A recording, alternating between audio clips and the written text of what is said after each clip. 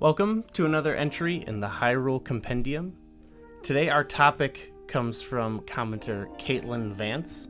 They wanted us to talk about our most tense moments in The Legend of Zelda. Both of yours that we've talked about came from very specific moments. Yes. I don't know if this added to it, but they were both live events too. So one of them, I was doing a stream of Majora's Mask. It was sort of a casual playthrough of it, and I hadn't played the game in a very long time. I was in the Great Bay Temple and I'm fighting Georg. It was day 3 and it got to the last hour, so it started the countdown. And that countdown started happening in the middle of the boss battle. You must have forgotten to slow time or... You know, I think I was purposely not doing it because I wanted to run into time. I don't know what I was doing. Whatever I was doing, it got tense at the moment because I was like, there was a period I'm like, I'm not gonna do it. I kept messing up.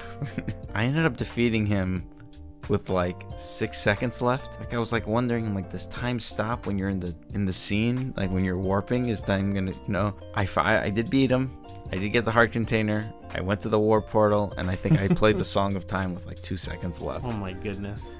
And I think it added because I was live streaming at the time, so there was the chat interacting with me. It was tense, but it was also very fun, and that's probably one of the more standout moments. That's definitely got to add to it. So my first one is basically anytime you're on your final hit, your final heart, or even if you have a couple arrows left and you're fighting a boss or something, you have to really make every hit count, you know what I mean? If you go into fighting some boss, Bongo or something, you have a ton of arrows, you can let loose, but say you got 5 or something, it's really tense. I was actually specifically made me think of the marathon this past year where I was fighting Gomez, and I think I realized I didn't have any fairies for some reason. I just forgot, and when you die there, it's a huge backtrack, back to him. The final moments of having just a sliver of health and trying not to get hit is really stressful, and it makes it even more tense when there are people watching you. Yeah. Oh yeah, for sure. When you succeed, it feels good, but when you fail, it feels even worse. Yeah. I feel so bad. I died there, and it was pretty terrible. Yeah. You feel like you let a lot of people down. Yeah, and I was just I felt so much shame. Gooey shame. But yeah, that's a big one for me. A lot of games are pretty good about, or maybe too good about, giving you hearts in the boss room, and giving you, if you need arrows, giving you arrows. But there are some times where you have to make sure. Right, yeah. That's pretty rare, but... Yeah, they're few and far between, but that does happen. You can get the Trinix in A Link to the Past, and, you don't have any magic? You can't beat him. I feel like that happens a lot in A Link to the Past. Yeah. I guess the other one I had is very similar to the one you just picked, because it was also during a marathon setting. This was back in 2013, and I was playing Skyward Sword, and it was in the Silent Realms. It was the Elden region in particular, and you had to get all the 10 vessels or tiers, whatever they were. And I had gotten 9 of them, and the time had run out, so the giant guardians, or I forgot the names of those things, they were chasing me. And that in of itself is very tense. Yeah, just doing the Silent Realm is one of the most tense things. It's very calm and quiet when you have time, and when the vessel is filled, because it has to drain.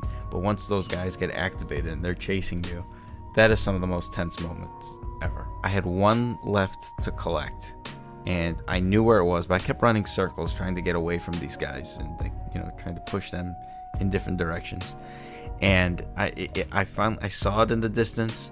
I made a run for it. I jumped over a few ledges to get there, and it killed me, and my body fell into the vessel where I needed to get it. Oh wow. But it got me. There was a lot of a rush with that. I was really excited. I was really tense. I was really pumped, and I failed. I think you're much better at handling failure. Yeah. Oh, it's good. It was okay. It was a good feeling, actually. Sometimes I cheer for failure. Yeah, obviously. When other people are playing, sometimes I would. Like, if I was a viewer and I was watching me play, I would want me to fail, just because it's a lot more exciting. It's exciting when people win too. But I've noticed when streaming, there's like a group of people who just love it when you succeed. Like, even if you're bad at a certain part of a game, when you do it, they're also happy. Then there's like another part of people who just get such a fulfillment out of failure. They cheer for chaos a little bit sometimes. I find myself in that department when it's like harmless stuff like this, you know. Yeah, I have maybe a small runner-up, but we already kind of talked about it in our annoying and frustrating video. But anytime you have to like redo something over and over. So in that video, my specific example was the spinner. But maybe anytime you are failing a mini game or something like that over and over. One thing that comes to mind recently is the horseback jumping mini game in Breath of the Wild. Right. I found it difficult, and each and every time I was like getting more tense a bit. And did you find that to be tense or aggravating?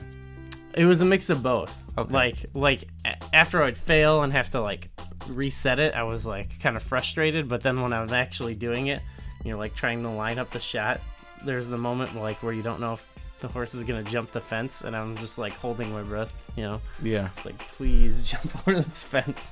Yeah. See, when I think of tense moments, I think of like when the adrenaline is running a little bit, and you get pumped, and you're not sure if victory is ahead. So one of my one runner-up would be the final boss in Skyward Sword, fighting Demise.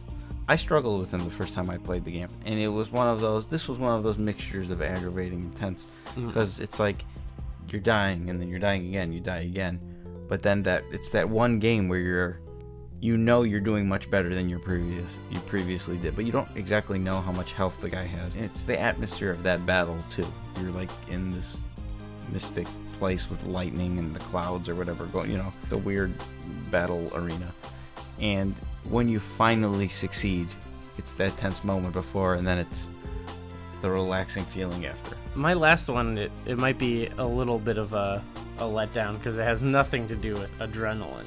Okay. It's purely, I get so nervous, maybe irrationally nervous in these parts, but anytime you're like walking on a narrow platform in Zelda, you have like this thin strip of land, like I get so freaked out about falling off. There's a couple rooms in City in the Sky in Twilight Princess that make me think of it. There's one where you're kind of climbing up this room. There's some thin parts of land that you have to like walk on, and that makes me really tense. And there's another room in there where those guys that pop up from the tiles. Okay. What I forgot. Tile worms, I think they're called. Okay, yeah. You're in a room where you have to do a little bit of that platforming on some small surfaces, but they're on some, and if you're not paying attention, you'll just get thrown right off. So even though I know if I fall off in Twilight Princess, it's not a big deal, for some reason, just like I get so tense and so nervous by that. It's a bit of the fear of failure a little bit too. You don't want to redo it. Yeah. You want to get in your first try. You're playing cautiously sometimes. Yeah, where I'm sure some people will just go through and they'll just run right through it, So those were our picks for our most tense moments. A lot of it has to do with when people are watching. Yeah. Because Zelda is mostly a peaceful game to play. Yeah.